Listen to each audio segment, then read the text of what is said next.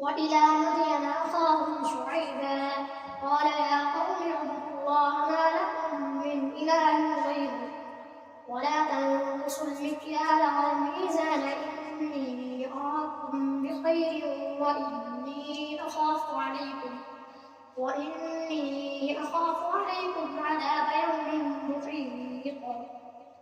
ويا قوم أوفوا المكيال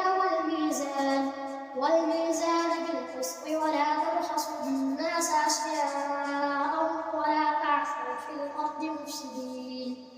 بقية الله خير لكم إن كنتم مؤمنين وما أنا عليكم بحفيظ. قالوا يا شعيب أصلاتك تأمرك أن نترك ما يعبد آباؤنا أو أن نفعل في أموالنا ما نشاء إنك لأنت الحليم الرشيد. قال يا قوم أرأيتم إن كنت على بينة من ربي ورزقني منه رزقا حسنا وما أريد أن أخالفكم إلى ما أنهاكم عنه إن أريد إلا الإصلاح ما استطعت وما توفيقي إلا بالله عليه توكلت وإليه أنيب. ويا قوم لا يجرمنكم شقاقي أن يصيبكم مثل ما أصاب قوم نوح أو قوم هود أو قوم صالح وما قوم لوط منكم ببعيد. واستغفروا ربكم ثم توبوا إليه إن ربي رحيم ودود. قالوا يا شعيب ما نفقه كثيرا مما تقول وإنا لنراك فينا ضعيفا ولولا رهطك لرجمناك وما أنت علينا بعزيز.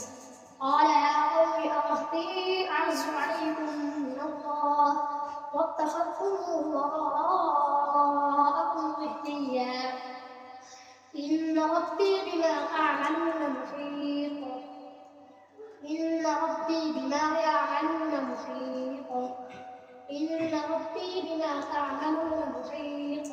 ويا قوم اعملوا على مكانتكم إني عامل سوف تعلمون من يأتيه عذاب يخزيه ومن هو كاذب واتقوا إني معكم رقيب. ولما جاء أمرنا نجينا شعيبا والذين آمنوا معه برحمة منا وأخذت الذين ظلموا الصيحة فأصبحوا في ديارهم جاثمين كأن لم يغنوا فيها ولا بعدا لمدين كما بعدت ثمود. ولقد أرسلنا موسى بآياتنا وسلطان مبين إلى فرعون وملئه فاتبعوا أمر فرعون وما أمر فرعون برشيد. يقدم قومه يوم القيامة فأوردهم النار وبئس الرفد المورود. وأتبعوا في هذه لعنة ويوم القيامة بئس الرفد المرفود. ذلك من أنباء القرى نقصه عليك منها قائم وحصيد. وما ظلمناهم ولكن ظلموا أنفسهم فما أغنت عنهم آلهتهم التي يدعون من دون الله من شيء لما جاء أمر ربك وما زادوهم غير تتبيب. وكذلك أخذ ربك إذا أخذ القرى وهي ظالمة إن أخذه أليم شديد. إن في ذلك لآية لمن خاف عذاب الآخرة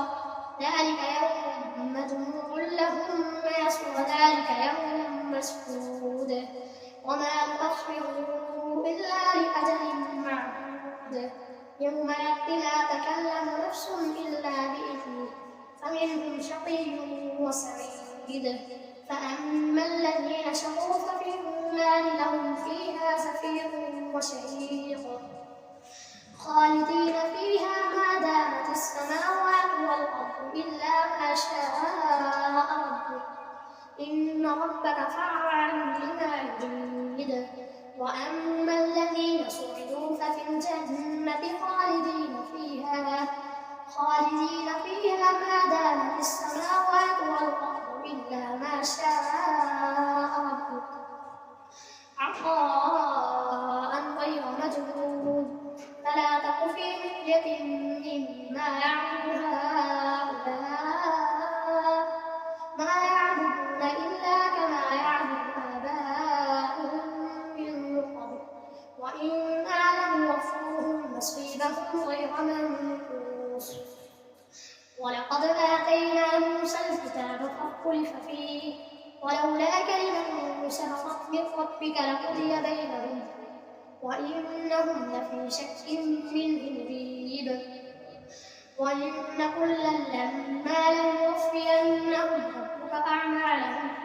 إنه بما يعملون خبير فاستقم كما أمرت ومن تاب معك ولا تطغوا إنه بما تعملون بصير ولا تركنوا إلى الذين ظلموا فتمسكوا النار وما لكم من دون الله من أولياء ثم لا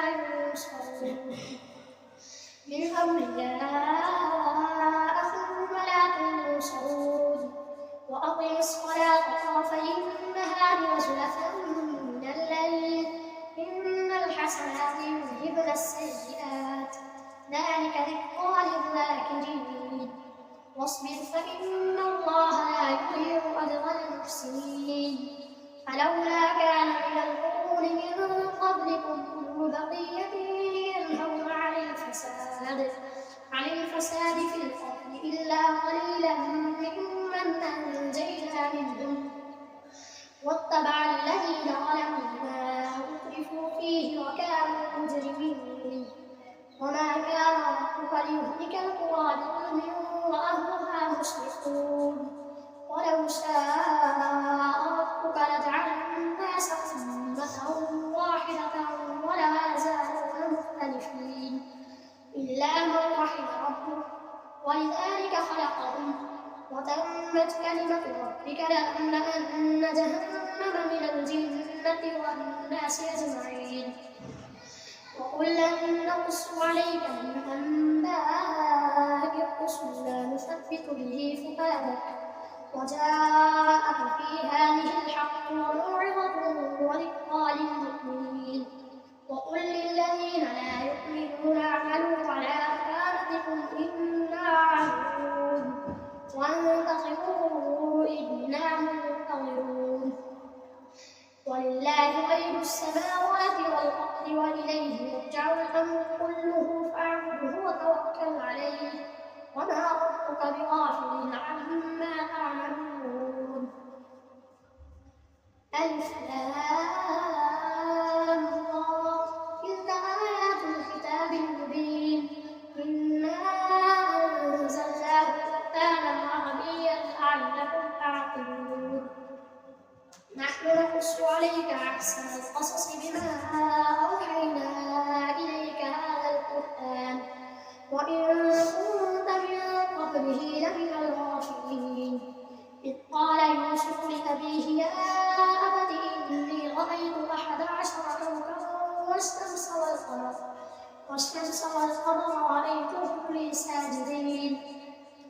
قال يا بني لا تقصص رؤياك على إخوتك فيكيدوا لك كيدا إن الشيطان للإنسان عدو مبين وكذلك يجتبيك ربك ويعلمك من تأويل الأحاديث ويتم نعمته عليك وعلى آل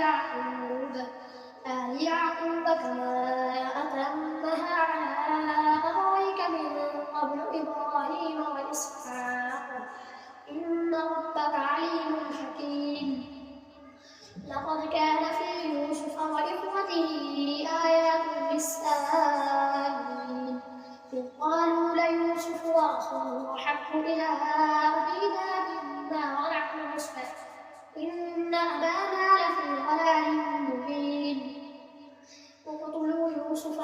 تفرحوه أفضل يكن لكم وجه أبيكم وتكونوا من بعده قوما صالحين. قال قائل منهم لا تقتلوا يوسف وألقوه في غيابة الجب يلتقطه بعض السيارة إن كنتم فاعلين. قالوا يا أبانا ما لك لا تأمنا على يوسف وإنا له لناصحون أرسله معنا غدا يرتع ويلعب وإنا له لحافظون. قال إني ليحزنني أن تذهبوا به وأخاف أن يأكله الذئب وأنتم عنه غافلون. قالوا لئن أكله الذئب ونحن عصبة إنا إذا لخاسرون. فلما ذهبوا به وأجمعوا أن يجعلوه في غيابة الجب وأوحينا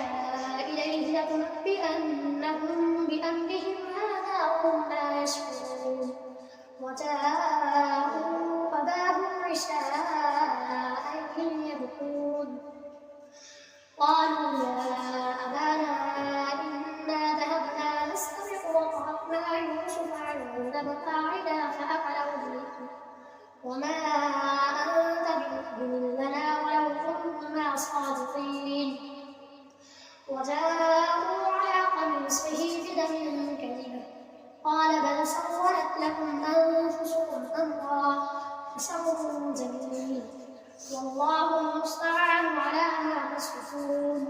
وجاءت سيارة فأرسلوا واردهم فأدلى دلوه قال يا بشرى هذا غلام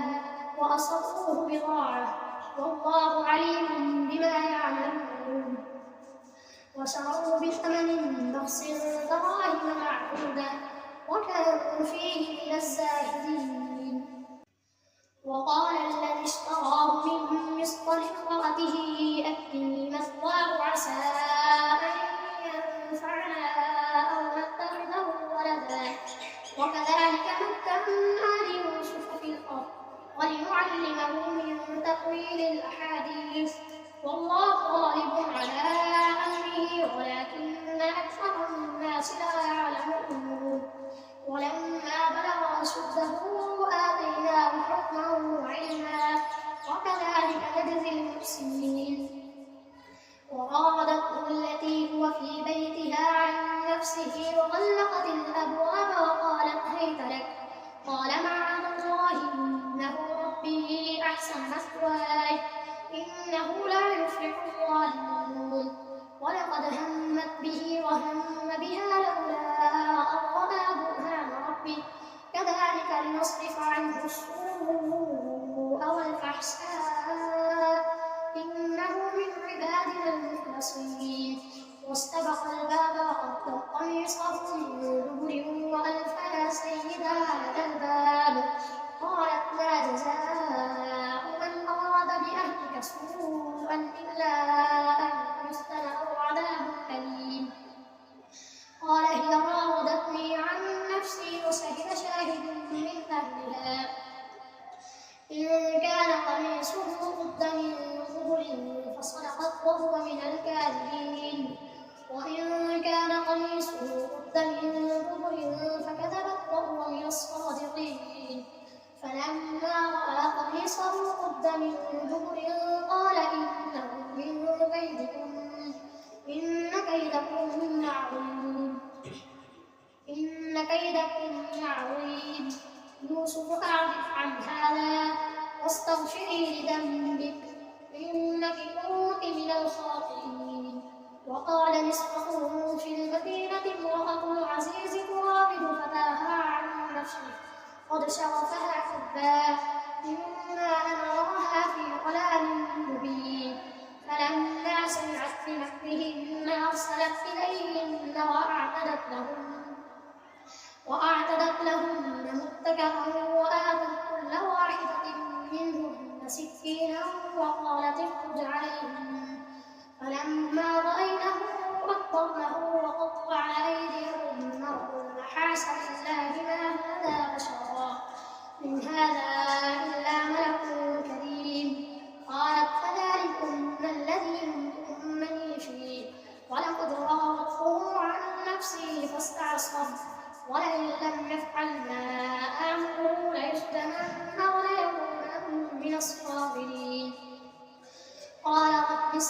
أحب إلي مما يدعونني إليه وإلا تصرف عني كيدهن أصب إليهن وأكن من الجاهلين فاستجاب له ربه فصرف عنه كيدهن إنه هو السميع العليم ثم بدا لهم من بعد ما رأوا الآيات ليسجننه حتى حين ودخل معه السجن فتيان قال أحدهما إني أراني أعصر خمرا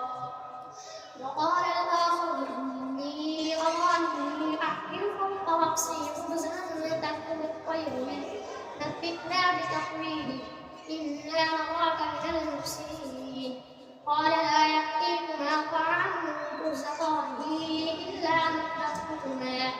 إلا نبأتكما بتأويله قبل أن يأتيكما ذلكما مما علمني ربي إني تركت ملة قوم لا يؤمنون بالله وهم بالآخرة كافرون واتبعت ملة آبائي إبراهيم وإسحاق ويعقوب ما كان لنا أن نشرك بالله من شيء ذلك من فضل الله علينا وعلى الناس ولكن أكثر الناس لا يشكرون يا صاحبي السجن أأرباب متفرقون خير أم الله الواحد القهار ما تعبدون من دونه إلا أسماء سميتموها أنتم وآباؤكم ما أنزل الله بها من سلطان إن حكم إلا لله أمر أن لا تعبدوا إلا إياه ذلك الدين القيم ولكن أكثر الناس لا يعلمون يا صاحبي السجن أما أحدهما فيسقي ربه خمرا وأما الآخر فيسلب فتأكل الطير من رأسه قضي الأمر الذي فيه تستفتيان وقال للذي ظن أنه ناج منه اذكرني عند ربك فأنساه الشيطان ذكر ربه فلبث في السجن بضع سنين وقال الملك إني أرى 7 بقرات سمان يأكلهن 7 عجاف و7 سنبلات خضر وأخرى يابسات يا أيها الملأ افتوني في رؤياي إن كنتم للرؤيا تعبدون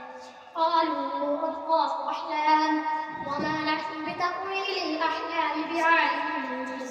وقال الذي نجا منهما وادكر بعد أمة أنا أنبئكم بتأويله فارسلون يوسف أيها الصديق وافتنا في 7 بقرات سمان يأكلهن 7 عجاف و7 سنبلات خضر وأخرى يابسات لعلي أرجع إلى الناس لعلهم يعلمون